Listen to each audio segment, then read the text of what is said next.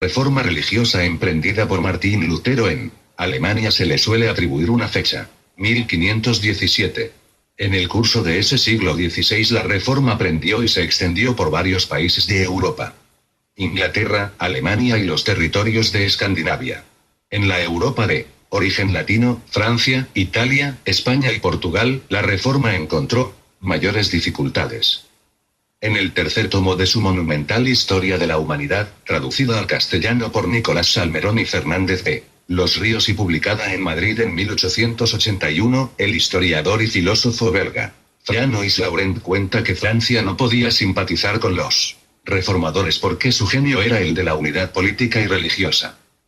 El siglo XVI tenía por divisa un dios, un rey, una religión, la católica. En un edicto de 1567 acerca de los funcionarios de la judicatura, proclamado como base de la monarquía, figuraba esta máxima. Así como por la providencia divina no hay más que un sol y un solo rey en nuestro reino, tampoco debe, por análoga razón, haber en él más que una sola religión. Esto, sin embargo, no logró detener la entrada, expansión e influencia del protestantismo en el país galo. Francia era católica por necesidades políticas, no por las creencias, como España, que dio al catolicismo grandes caudillos en las luchas contra el protestantismo, como los reyes Carlos V, Felipe II, y el fundador de la Compañía de Jesús, Ignacio de Loyola. La persecución contra los protestantes franceses no tardó en llegar. Las pasiones religiosas, exaltadas hasta el frenesí, dieron lugar a una especie de guerras civiles, llamadas de religión, parciales e intermitentes, que duraron unos 36 años, desde 1562 a 1598. Uno de los episodios más sangrientos registrados en aquellas guerras de represión desatadas por católicos franceses contra hugonotes protestantes ocurrió en la llamada Noche de San Bartolomé o Ma 10 los hugonotes, danza de San Bartolomé, que tuvo lugar el 24 de agosto de 1572 y que Ben-Liure explica con detalles en el segundo capítulo de este libro. Dice el autor que cuando el sol se levantó el 24 de agosto habían muerto asesinados unos 20.000 hugonotes. En las calles todo era un tumulto impresionante, desorden y carnicería. Arroyuelos de sangre corrían por las calles. Cadáveres de hombres, mujeres y niños estorbaban delante de las puertas y el populacho corría detrás de los asesinos, que mutilaban a los hugonotes, les arrastraban atados con una cuerda por el barrizal y la sangre, para ser también partícipes de esta fiesta de caníbales. Los historiadores no se han puesto de acuerdo sobre el número de protestantes franceses que fueron asesinados en la noche de San Bartolomé y en varias ciudades del país. Los cálculos varían entre 70.000 y 100.000. Laurent apunta directamente a los culpables. Dice: con la historia en la mano respondemos que la matanza fue predicada allí donde no se debía oír sino palabras de caridad. Más adelante insiste el prestigioso historiador: los franceses no fueron, a decir verdad, sino el instrumento de la Iglesia, y no es la mano que hiere a quien la historia debe perseguir con sus maldiciones, sino al que inspira el crimen. El escritor, político, estadista y elocuente orador Emilio Castelar se lamenta en el cuarto tomo de su magnífica obra La Revolución Religiosa, publicada en Barcelona en 1883, de lo pronto que se olvidan estos dramas de la historia. En efecto, he podido comprobarlo. He consultado las enciclopedias que ocupan anaqueles especiales en mi biblioteca y el olvido es absoluto, o casi absoluto. La Enciclopedia de la Revolución Francesa, dirigida por Diderot y d'Alembert, edición de 1772, no contiene ni una sola línea sobre la matanza de hugonotes en Francia. El diccionario filosófico de Voltaire, contemporáneo de Diderot y d'Alembert, tampoco menciona el hecho. La nueva enciclopedia Larousse se le concede exactamente 3 líneas en el tomo V. La enciclopedia británica le dedica columna y media. La más generosa es la enciclopedia Espasa. En página y media de texto resume las guerras que padeció Francia en menos de un siglo por cuestiones religiosas y políticas, hasta que el siglo XIX, con sus corrientes progresistas, puso fin al crimen y a la locura. 11. El ensayista e historiador norteamericano Harold Fuller, en un breve libro titulado Recordando a los hugonotes, dice que la sociedad actual ha olvidado esta página negra de la historia y muy pocos escritores se atreven con el tema. Es para mí un orgullo constatar que uno de esos pocos escritores es el español Félix Benlliure, que inició esta obra como una tesina que presentó en la Facultad de Teología Protestante de España para la obtención de un posgrado. El tema le tenía entusiasmado, le fascinó y le arrebató. Decidió profundizar en él. Ante la carencia de material en castellano, decidió utilizar sus conocimientos del francés, idioma la madre, y acudió al país vecino en busca de información. Sus investigaciones se prolongaron a la literatura inglesa, idioma que también domina, y el resultado es esta obra ejemplar, única en su género. Con la modestia e imparcialidad que le caracterizan, Benlliure advierte: no quisiera que nadie buscara en este trabajo un espíritu sectario, para sublimar un sistema. Me propuse ser narrador antes que juez, y dar a conocer una historia antes que hacerla hablar en favor de una teoría.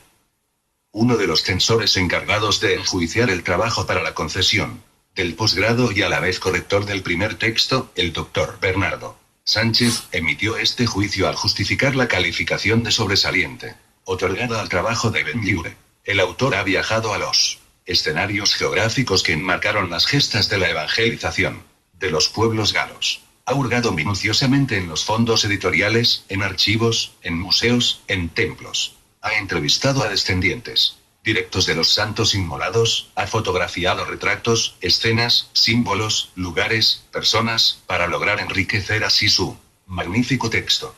La lectura engolosina y cautiva desde el principio hasta el final. Totalmente cierto. Benlliure estructura su hermoso libro en 5 capítulos y 2 apéndices. El primero hace referencia a la situación religiosa en Europa, el segundo y el tercero tratan acontecimientos que tuvieron lugar en el siglo XVI. Lo más estremecedor de este relato, el vertiginoso descenso de la maldad humana a las profundidades del horror, es la descripción que hace Benlliure de la matanza padecida por los hugonotes en aquella noche sin fin. El encanto estilístico del autor se mezcla con la caída emocional que hace padecer al lector. Prólogo. 12 Los hugonotes. El cuarto capítulo de la obra, que se inicia con la promulgación del Edicto de Nantes y concluye con su revocación, abarca los 2 últimos años del siglo XVI y se prolonga hasta 15 años antes de que concluya el XVII. Aquí Benlliure ejerce de historiador escrupuloso. El autor es consciente de que a la historia incumbe ilustrar a los pueblos acerca de la trascendencia de sus actos, aunque algunos de ellos hagan retroceder a la posteridad con espantoso sacrilegio. El Edicto de Nantes abrió una nueva era para Francia y para la humanidad. El protestantismo, señala Benlliure, fue un paso hacia lo porvenir, hacia el progreso. La Iglesia oficial dejó de pensar en destruir por la violencia a los seguidores de la Reforma y se comprometió a vivir con ellos sobre una base de igualdad. Al parecer, y según añade Benlliure en otro lugar del libro, aquella tregua no fue idílica ni completa. El Edicto de Nantes, escribe, no concedía la libertad religiosa, ni siquiera la simple tolerancia, como la entendemos en nuestros días. Se trataba de un tratado de paz entre 2 pueblos rivales que vivían en la misma nación. Sin embargo, peor fue la gran tragedia que costó enormes derramamientos de sangre y muchas lágrimas, con la revocación del Edicto de Nantes, que Luis XIV firmó el 18 de octubre de 1685 y que debe considerarse como el día más nefasto en la historia de Francia. En el 5º capítulo de la obra, el autor nos lleva de la mano hasta las postrimerías del siglo XVIII, con la firma del Edicto de Tolerancia por parte de Luis XVI. En este capítulo Félix Benlliure destaca el permanente combate para que los protestantes sean libres de una vez en el interior de un siglo problemático. Escribe con serenidad y profundidad sobre este siglo, llamado el de la Ilustración, en los albores de una fiebre revolucionaria que se extendería por toda Europa hasta mediados del siglo XIX. Por las páginas producidas por Benlliure en esta parte de la obra, desfilan personajes históricos tales como Claude Blouson, Montrevel, Ibarville, Villars, Luis XIV, los pastores de Subas y Rochette y otros. El interés del autor por estos episodios crueles de la historia de Francia se comprende mejor si se tienen en cuenta sus vinculaciones con el país vecino al nuestro. Es hijo de padre español y madre francesa.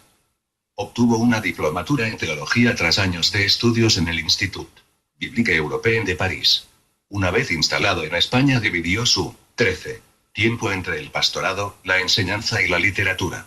En este campo, ha destacado como traductor de libros del francés y del inglés. Además, ha escrito obras sobre diferentes temas y colaborado con artículos publicados en revistas de España, Francia, Inglaterra y Estados Unidos. La lectura, los libros, han priorizado los años de Benlliure. En ellos, ha visto siempre un espacio de luz que ha iluminado las trivialidades de la vida diaria. Porque con las letras de la literatura entra en nosotros un mundo que sin su compañía jamás habríamos llegado a descubrir. Las páginas de los hugonotes se cierran con dos apéndices. Uno sobre los reyes de Francia y otro sobre las guerras de religión. El autor ofrece una relación de 9 reyes franceses implicados en las persecuciones de los hugonotes. Ocuparon el trono desde el año 1515 hasta 1793. Fueron reyes absolutistas el Estado soy y yo, despóticos, representantes de una monarquía que se consideraba señora y dueña única de sus súbditos. En el tratamiento que da a las guerras de religión, Benlliure procede con más detalles. Describe los 8 períodos cruentos y sanguinarios, que se iniciaron el 1 de marzo de 1562 y concluyeron el 2 de mayo de 1598 con el Tratado de Vervins. Una frase tremenda, tremendamente cruda y realista concluye las reflexiones del autor sobre las guerras de religión. Lástima que la humanidad haya tenido que conquistar el principio de libertad religiosa por medio de baños de sangre y sobre montones de ruinas. Los dos partidos religiosos que ensangrentaron Europa, la Regia y el Vaticano, se acusan recíprocamente de la responsabilidad de estas desgracias. La lucha que ha dividido a los combatientes divide también a los historiadores. ¿Hasta cuándo? ¿Y de qué sirve tanta polémica? ¿Qué importan las necedades de unos y las disputas de otros? Es hora de ocuparse de los vivos y dejar en paz a los muertos. Imploremos al Eterno que la sangre derramada en las guerras de religión puedan servir de aviso y de escarmiento a los seres humanos en la ruda carrera de su perfeccionamiento. Juan Antonio Monroy, San Fernando de Henares, Madrid, enero 2006. Prólogo. 14 Los hugonotes. 15. Introducción. A pesar de las páginas que vas a leer, la historia del protestantismo en Francia continuará siendo incompleta porque sus ciclos siguen. Por esta razón y porque el campo de las investigaciones es inmenso y quedan muchos documentos por analizar, solo se pueden escribir, a pesar de su importancia, algunos fragmentos de esa epopeya que vivieron los hugonotes y duró cerca de 270 años. Los que han escrito sobre la historia, relatan lo que han encontrado en libros y documentos fidedignos y añaden y clasifican la descripción de las etapas de un largo peregrinaje realizado.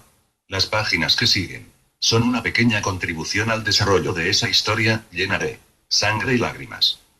En su redacción se han empleado textos que otros muchos escritores sobre el tema encontraron y dejaron escrito, porque sobre el pasado no se puede inventar nada. Este libro es, pues, una recopilación de datos, acompañados de observaciones del autor en su exposición de los hechos. Dos motivos me han impulsado a narrar algunos de los terribles acontecimientos que sucedieron en aquella triste etapa de la contrarreforma. El primero es ser descendiente de hugonotes en la 15ª generación y desde siempre saber que mis antepasados aceptaron y se involucraron en una fe denostada y perseguida, celebrando reuniones prohibidas en sus casas. El día 8 de agosto de 1687, los nuevos convertidos de Calmont se congregaron cerca de la carretera que va a Gibel para con toda seguridad cantar salmos, oír la lectura de la Biblia y hacer algunas plegarias litúrgicas. El cura de Calmont, que estaba al corriente de lo que hacían los religionarios, fue al cónsul, especie de alcalde, a quejarse de la reunión e indicarle el lugar y pedirle que fuera a ver lo que sucedía. El cónsul obedeció la orden del cura y alrededor de las 11 de la noche se presentó donde estaban congregados y encontró a unas 16 los hugonotes, 200 personas a las que obligó a dispersarse y les prohibió toda clase de encuentros religiosos. Al día siguiente el cura pasó por varias casas donde vivían hugonotes para ver si cumplían la prohibición y las encontró todas vacías, particularmente la de Isaac Guichou, entre otras. Archives departamentales de la RAUL, C. 168. 57 años más tarde y en plena revocación del edicto de Nantes, se convocó una asamblea el 8 de noviembre de 1744, en casa de Antonio Guichou, bodeguero, de Calmont, condado de Foix, que empezó a la 1 de la tarde para terminar a medianoche. Casi todos los domingos los nuevos convertidos se reunían en casa de Antonio Guichou, archives departamentales de la RUL, C. 211. Soy descendiente por línea materna de esa familia llamada Guichou, y del pueblo de Calmont, que en nuestros días ya no pertenece al condado de Foix. El tema de los hugonotes siempre me cautivó, hasta el punto de haber recorrido varias veces las montañas cebenas y del Alto Lenguadoc, donde ocurrieron los hechos, visitando museos, buscando en los archivos de los templos, comprando libros y preguntando a las personas. Mi deseo es que la lista de libros consultados, que se encuentran en la bibliografía, lleve a los lectores de este trabajo a documentarse sobre tan apasionante tema y lean a los autores. El segundo motivo ha sido la falta de literatura en castellano sobre los hugonotes, debido a que en el pasado un solo autor protestante se atrevió a abordar el tema en el año 1944 y por las dificultades religiosas y la censura se imprimió en la editorial La Aurora, de Buenos Aires, Argentina. No quisiera que nadie buscara en este trabajo un espíritu sectario para sublimar un sistema. Me propuse ser narrador antes que juez y dar a conocer una historia antes que hacerla hablar a favor de una teoría. De todas formas, algunos encontrarán un sentimiento maniqueísta de él, que solamente ve un aspecto que le es favorable de los acontecimientos, aunque únicamente me remito a documentos escritos que se han publicado, y a otros que están en los archivos. Los objetivos que desearía alcanzar son una aversión profunda contra toda persecución religiosa, sin importar el nombre, ni el pretexto perseguido, y unas máximas para todos como son libertad de pensamiento, libertad de creencias dentro de los límites del derecho común. 17. Igualdad de todas las confesiones religiosas y por encima de esa igualdad, la caridad y el amor fraternal que respeta al equivocado e intenta enderezar el error. He procurado en todo momento seguir un orden cronológico de los numerosos hechos ocurridos durante los 266 años de historia reformada que cubre el relato. Sin embargo, algunas veces y debido a las distintas regiones, he tenido que volver un poco atrás para retomar más tarde el hilo de los acontecimientos. Unas palabras de agradecimiento a mi esposa por su estimable ayuda en las correcciones, a mi madre Yvonne Andrieux, que a pesar de su avanzada edad sigue firme en sus convicciones, y un recuerdo a mi abuela Julie Jeanne Pierre y a mi pastor de Samuel Vilá, que me enseñaron de niño las muchas letras del camino. No puedo olvidar al Dr. Bernardo Sánchez, que con mucha paciencia y amor revisó el primer escrito como solamente él podía hacer, y a de Juan A. Monroy, viejo amigo, viajero incansable de las buenas nuevas, ejemplo de incombustible fidelidad al Evangelio, escritor prolijo muy valiente, que se ha dignado redactar el prólogo de este trabajo. Lo que van a leer fue una tesina de posgrado presentada en la Facultad de Teología Protestante de España, CIMI. Félix Benlliure, Miami Playa, Tarragona. Octubre 2005. Introducción. 18. Los hugonotes. 19. Capítulo 1. La Europa del siglo XVI. La reforma religiosa que tuvo lugar en el siglo XVI es el suceso más importante de los tiempos modernos. Ello permitió un gran cambio en los países protestantes y que casi todo se modificara en los países católicos. Doctrinas religiosas y morales, instituciones eclesiásticas y civiles, ciencias y letras. Se puede decir que la reforma marca el punto de partida de un mundo nuevo con conceptos de la vida distintos. En ningún país latino la reforma encontró, desde su aparición, un terreno tan favorable como en Francia. Desde el siglo anterior el sur de Europa sufría los abusos de la autoridad papal, y sin renegar de los dogmas básicos del cristianismo, la Iglesia Católica Romana los había desfigurado y mutilado hasta el punto de hacerlos casi irreconocibles. Las riquezas de la Iglesia y de las órdenes monásticas, la ignorancia y la inmoralidad de numerosos eclesiásticos, el abandono en el que se encontraba el pueblo llano en materia de enseñanza y dirección espiritual, los semidioses que habían dejado entrar con el nombre de santos y santas, los ritos, las festividades religiosas, los lugares sagrados, el incienso, el agua bendita, el sacerdocio, la confesión auricular. Se trataba de un politeísmo encubierto bajo el manto de la religión de Cristo, que propiciaba y hacía necesaria una reforma. Este cúmulo de errores y supersticiones habían ido en aumento durante Las prolongadas tinieblas de la Edad Media. De tiempo en tiempo, se veía surgir una nueva falsedad en la historia de la Iglesia y podemos señalar fácilmente, con fechas, todas las grandes alteraciones experimentadas.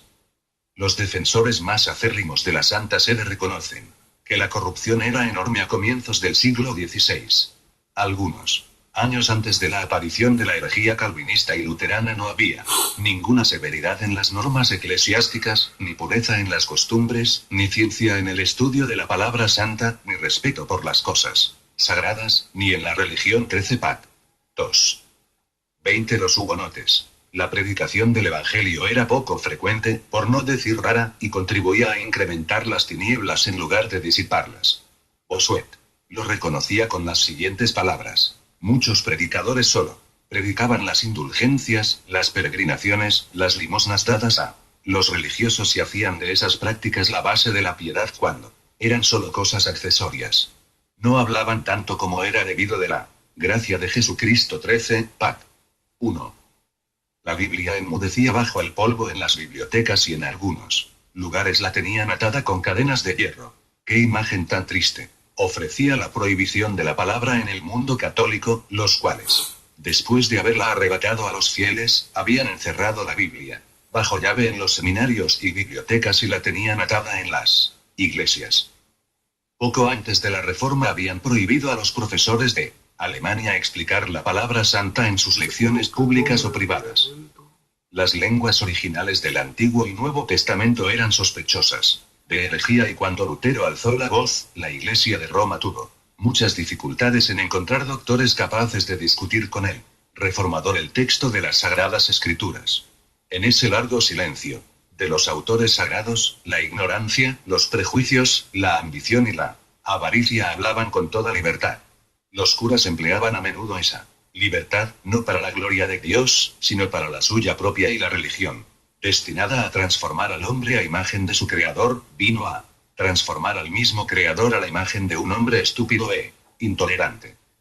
Las masas populares parecían seguir la religión, pero era por costumbre y tradición, más que por devoción y entrega. La teología, que se había puesto de moda con la escolástica, no tenía ningún interés ni autoridad. El entusiasmo de la Edad Media manifestado en toda Europa, con el fervor de las cruzadas, había dejado de existir. Quedaban algunos hombres y mujeres piadosos en los presbiterios, en los claustros y entre los laicos, que hacían el esfuerzo de asir la verdad a través de los velos que la encubrían, pero estaban aislados y, además, eran sospechosos. La disciplina a la obediencia debida era incuestionable. El pontífice romano se había otorgado el título de obispo universal y pretendía ejercer la mayoría de los derechos que pertenecían en los siglos primeros a los responsables de las diócesis. 21. Y como no podía estar en todo lugar, agravaba los abusos que debía haber extirpado. Lo que representaba el soberano pontífice para los cardenales, obispos, frailes mendicantes, vendedores de indulgencias y otros agentes vagabundos del papado, lo representaba también para los curas sencillos, monjas y frailes de buena voluntad. La autoridad regular y legítima cedía el puesto a esos intrusos que bajo promesa de dirigir el rebaño lo pervertían. Los laicos estaban desmoralizados porque todo era desorden y anarquía. En tiempos pasados la Iglesia de Roma imponía a sus fieles severas penitencias, pero ahora predicaban el rescate de los pecados con dinero. Y lo peor era que podían comprarse todos a la vez, por adelantado, para toda la vida, para toda la familia, para toda la posteridad, para todo un pueblo. La gente se burlaba de la absolución del cura porque ya le habían pagado por anticipado. Las guerras con los turcos y la erección de la Basílica de San Pedro sirvieron como útil pretexto para iniciar una gran campaña de venta de indulgencias. Los vendedores de las mismas, los frailes, hicieron cuanto estuvo en su poder para alabar las excelencias de su mercancía. La necesidad de penitencia y arrepentimiento ya no fueron mencionados, mas se concedía incluso indulgencias por pecados todavía no cometidos. 2 T.I. Pat. 498. El tráfico de indulgencias se hacía como si fuera un negocio ordinario, pues había sus directores, subdirectores, jefes de ventas, oficinas, tarifas y revendedores. Las indulgencias se vendían en subasta, al por mayor y al por menor, en las plazas públicas y empleaban a los agentes que mejor dominaban el arte de engañar y despojar a los hombres. Merle Daubigny dice, la Iglesia había abierto un vasto mercado sobre la tierra. Al ver la multitud de compradores y oír los gritos y bromas de los vendedores, la plaza parecía una feria. La mercancía que pregonaban y ofrecían era ni más ni menos que la salvación de las almas. Los mercaderes recorrían el país en hermosos carruajes, acompañados de 3 lacayos y hacían grandes dispendios. Cuando el séquito se acercaba a la ciudad, un diputado se presentaba al magistrado y le decía, la gracia de Dios y la del Santo Padre están dentro de vuestras puertas.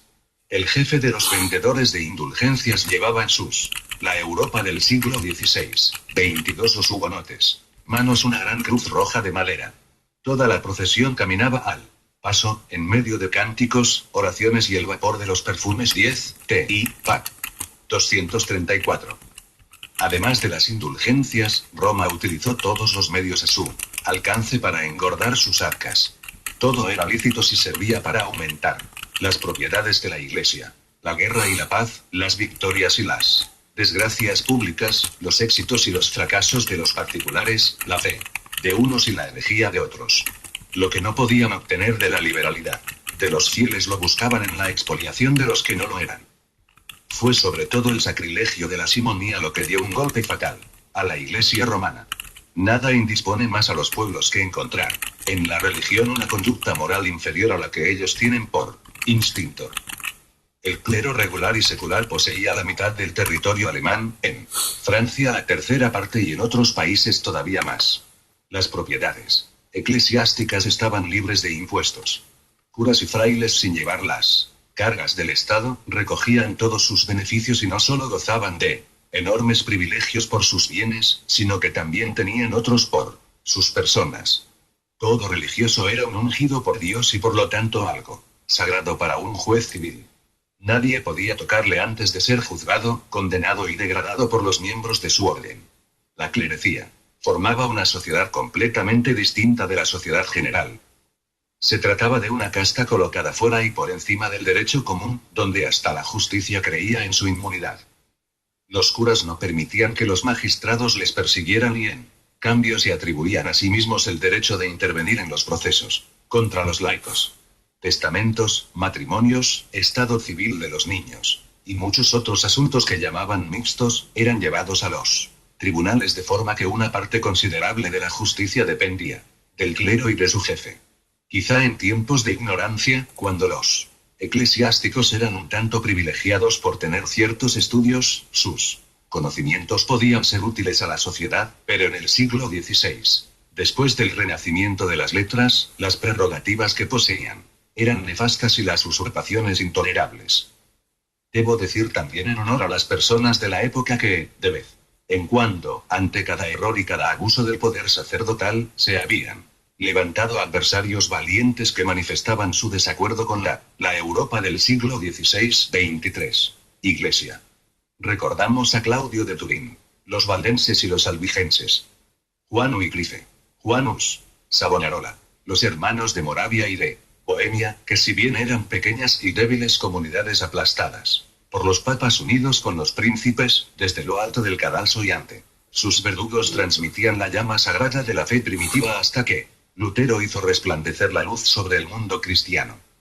Otra protesta, parecida a la precedente y que se ha calificado a veces de protestantismo católico, había surgido muchas veces en el mismo seno de la Iglesia, sobre todo después de la aparición de los místicos de la Edad Media.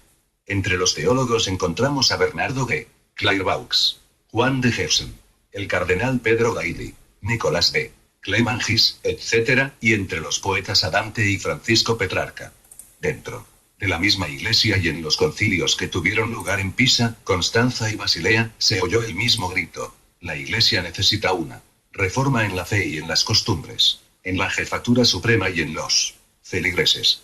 Pero esos movimientos fracasaron siempre porque no atacaban el mal por sus raíces.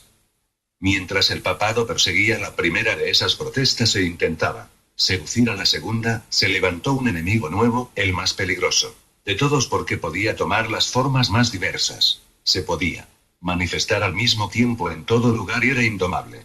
Se trataba del espíritu humano que despertaba de un largo sueño que le hacía sentir una inmensa necesidad de renovación, conocimiento y libertad. El descubrimiento de la imprenta ayudó al renacimiento de las letras.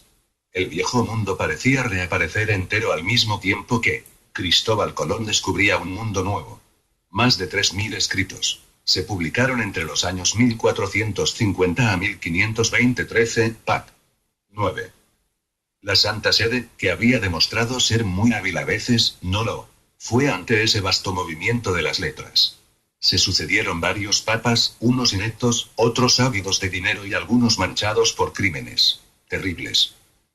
Casi todos los sucesores de Pío II hasta la Reforma se distinguieron por su falta de piedad, cuando no por sus grandes vicios. Pablo II fue un amante de la pompa y del jolgorio e hizo resurgir el carnaval romano. Sixto IV reguló los burdeles de Roma y promocionó las indulgencias mediante breves indulgencias. Inocencio VIII tuvo numerosos hijos ilegítimos que le valieron el apodo de padre del 24. Los hugonotes, pueblo. Alejandro VI o Rodrigo Borgia, español de Sátiva, llamado el cardenal Faltero, tuvo 7 hijos bastardos, 4 de ellos de la misma mujer, Vanocha Catanei. Uno de ellos, César, fue destinado por su padre a la carrera eclesiástica y a los 7 años se le nombró canónigo de Valencia. Cuando su padre subió al papado, fue hecho arzobispo y luego cardenal. Mandó quemar a Savonarola después de escoger él mismo los troncos y murió envenenado con el vino que su hijo había preparado para un cardenal. Julio II era de la familia de los Médicis, hombre culto y de gusto refinado, pero lujurioso y desprovisto de todo interés por la Iglesia. Fue excomulgado en Milán por el llamado Concilio de Pisa. El último, León X, fue nombrado cardenal a los 13 años y su gran deseo era el dinero de las indulgencias antes que los intereses espirituales de la Iglesia que regía.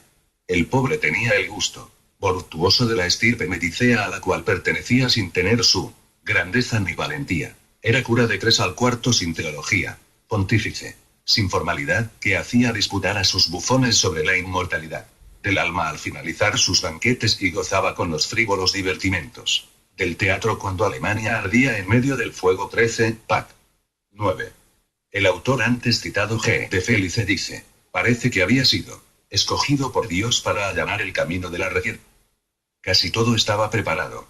Justo apenas comenzar el siglo XVI, empezaron a oírse los murmullos, tanto en el mundo moral como físico y espiritual, que anunciaban la tormenta que se acercaba. La gente se sentía oprimida e inquieta por algo extraordinario que presentían. El emperador Maximiliano y el rey Luis XII convocaron un concilio en Pisa con el propósito de que el Papa Julio II pusiera orden y remedio a los males de la Iglesia. Asistieron varios cardenales a pesar de la prohibición de la Santa Sede, pero al final le excomulgaron por incorregible y contumaz. En medio de esta espera inquieta y general, los adversarios se envalentonaban. Unos reivindicaban los derechos de la ciencia contra la enseñanza de las universidades. Otros pregonaban los derechos de la razón sobre las espadas y unos pocos oraban a Dios para que resplandeciese el de justicia. Entonces apareció Martín Lutero. No voy a escribir la historia del gran reformador aunque no puede obviarse. El caso es que le enviaron a Roma para ocuparse de los asuntos de la orden de los agustinos a la que pertenecía y allí encontró 25. Una enorme incredulidad, además de una inmoralidad escandalosa. Lutero volvió a Alemania con el corazón destrozado y la conciencia atormentada por dudas amargas. En el convento de Erfurt descubrió una vieja Biblia que le revelaba unas doctrinas muy diferentes de las que le habían enseñado, aunque todavía no había en su pensamiento el deseo de emprender la reforma de la Iglesia. En tanto que pastor de almas y profesor en Wittenberg se limitó a propagar a su alrededor sanas doctrinas y buenos ejemplos.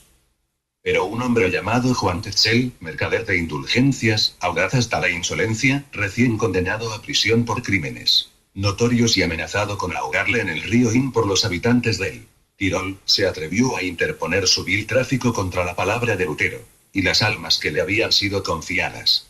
Lutero se indignó y volvió a leer su Biblia para un día del año 1517 poner en la puerta de la catedral de Wittenberg esas 95 tesis que iban a resonar por todos los caminos de Europa. La rebelión de su conciencia le hizo buscar en la Biblia armas nuevas para luchar contra la Iglesia de Roma, y sería esa misma rebelión moral la que reuniría a su alrededor a miles de millones de discípulos. Lutero se había puesto a la cabeza de buenas personas que deseaban lo mejor para la Iglesia. Al dogma de la justificación por las obras, que había producido prácticas extrañas y tan vergonzosos excesos, opuso la justificación por la fe en la redención de Jesucristo. Toda su doctrina se resume en estas palabras del apóstol Pablo: porque por gracia sois salvos, por medio de la fe, y esto no viene de vosotros, es un don de Dios. 22, Efesios 2, 8. Esta doctrina tenía la doble ventaja de apoyarse en textos netamente bíblicos y al mismo tiempo echar por tierra el tema de las indulgencias, las rogativas a los santos, las peregrinaciones, flagelaciones, en busca de santidad, penitencias y toda clase de méritos artificiales. Lutero había dado el primer paso y esperaba de la curia una respuesta favorable, pero en vez de un deseo de reforma, se le mandó una bula de excomunión.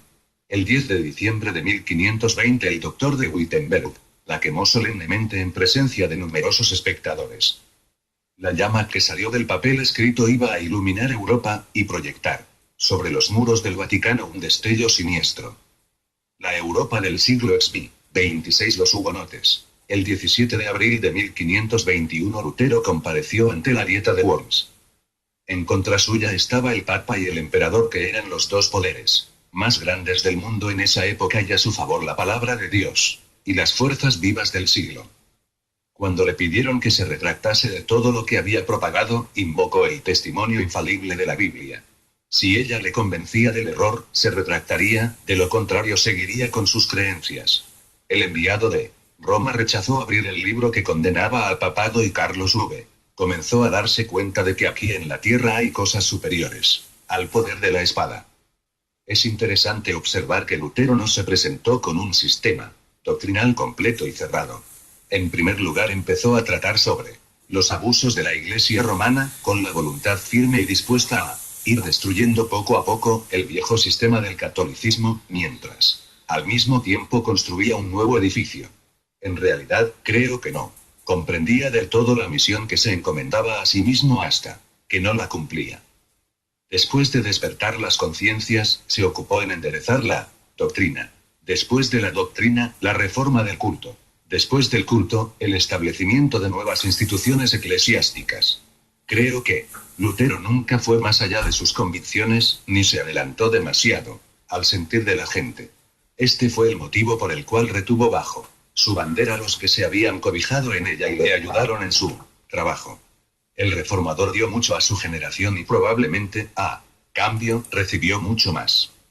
Una de sus obras más laboriosa y a la vez importante fue la traducción de la Biblia al alemán, porque fijó el idioma de su país y afirmó la fe de muchos. 8 años después de la publicación de las 95 tesis, en 1525, Lutero se casó con Catalina de Bora, con la misma convicción del que llegó a ser papa con el nombre de Pío II, quien decía que sí había algún indicio para prohibir el matrimonio de los curas, hay muchos más argumentos para permitirlo. Para el reformador aquel acto solemne no fue una precipitación que comprometiera su carácter, ni un hecho que debilitara sus enseñanzas. Tenía entonces 40 años y sus mismos adversarios dijeron que había vivido toda su juventud sin un solo reproche, y en la continencia 13, Pap. 13. La Europa del siglo XVI, 27.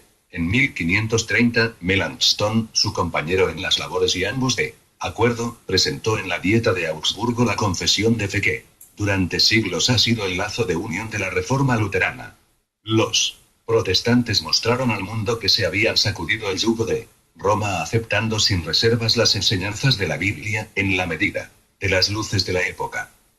Lutero pasó por numerosas y difíciles pruebas, tales como los excesos anabaptistas, la revuelta de los campesinos, las ambiciones de los príncipes que mezclaron los asuntos religiosos con los cálculos políticos, los excesos de algunos de sus discípulos y la debilidad y timidez de otros. Muchas veces fue contristado, pero no llegó al abatimiento, y el mismo espíritu de fe que le había facilitado la ruta, le permitió andar con inconmovible perseverancia. Lutero murió en 1546. Algunas horas antes de su fallecimiento, decía: A todos los presentes orad por la causa de Dios y de su Evangelio, porque el Concilio de Trento y el Papa están muy enfadados. Cuando un sudor frío invadió su cuerpo, se puso a orar en los siguientes términos. Oh, querido Padre Celestial, Dios y Padre de mi Señor Jesucristo, Dios de toda consolación, te doy gracias por haberme revelado a tu Hijo Jesucristo, en quien creo, a quien he predicado y confesado, amado y glorificado. Te ruego, Señor Jesucristo, que tengas piedad de mi alma. Después repitió 3 veces en latín: Padre, en tus manos encomiendo mi espíritu. Tú me has rescatado, oh eterno Dios, de verdad. Sin ningún esfuerzo ni agonía salió de su cuerpo el último suspiro y entregó el alma de Dios. Mientras la reforma cambiaba el aspecto de Alemania, las ideas reformadas también se propagaban por las montañas y valles de Suiza.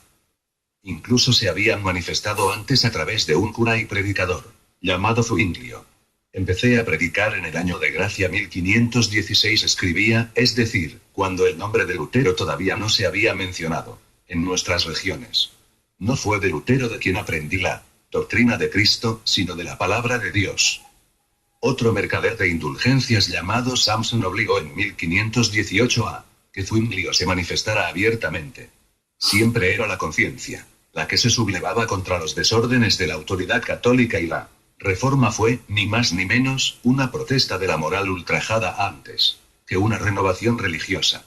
Ese carmelita descalzo, llegado de Italia, 28 los hugonotes, era tan impúdico que era capaz de indignar al mismo vicio. Puedo perdonar todos los pecados, gritaba, porque el cielo y el infierno están sometidos a mi poder, y vendo los méritos de Jesucristo a todos los que quieran comprarlos pagando al contado 13 pac. 13. Se vanagloriaba de haber conseguido sumas enormes de dinero de un país pobre, y cuando la gente no poseía dinero en metálico, a cambio de sus bulas papales, aceptaba vajillas y otros enseres de oro o plata.